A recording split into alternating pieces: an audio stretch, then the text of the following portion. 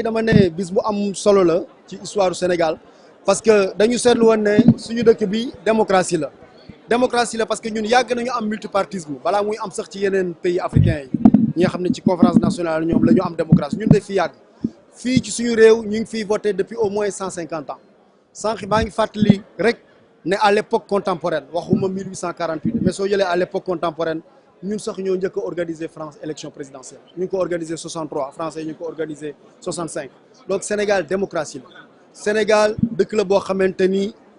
réputation markam soo waxee Sénégal ci monde bi li ñu njëkk a xalaat mooy démocratie am na sax ñuy wax ne dëkk la boo xamante ni dafa sous-développé économiquement waaye dëkk la boo xam ne démocratie la donc loolu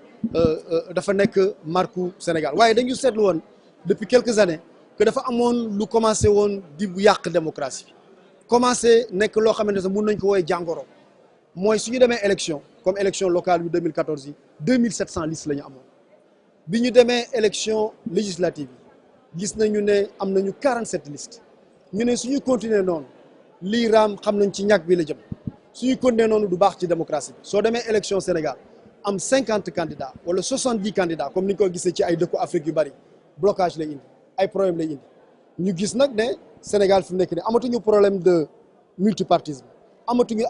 problème d'accès aux médias amatuñu problème de pluralisme amatuñu problème alternance amatuñu problème élection mais problème bi ñu am lan la mooy candidature yi dañoo bari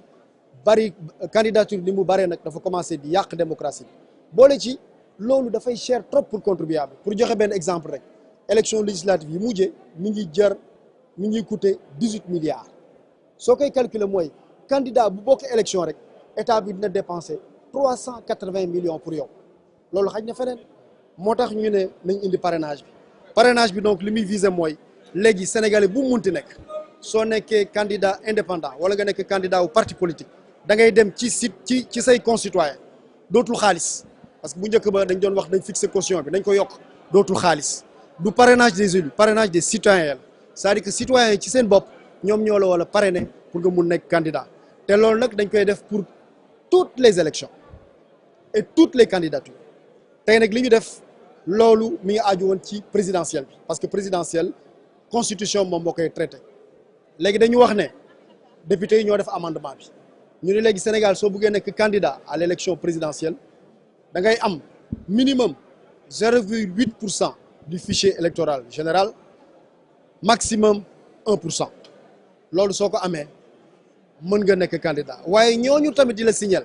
dañu war a dëkk au moins dans cette région juróom-ñaari région ba pare région bu nekk war nga fa am 2000 signatures loolu soo leen ko gisee dañu bëgg rek candidature mun am mu nekk une candidature buy am assise nationale candidature boo xam ne dafay nekk ci région yëpp loolu tam li muy indi nag mooy dafay rationaliser candidature yi dootuñu dem élection léegi risque ku dem élection am 50 candidats loolu dañ koy wàññi mun nañu jàpp ne léegi suñu demee élection Sénégal kat candidats yi dootul bari suñu demee élection léegi élection yi dootul cher comme ni doon chéré suñu demee élection léegi citoyens yi dinañu gis ay débat électoral bu intéressant dinañu gis ay candidats yu am solo dinañu gis sax léegi offre yi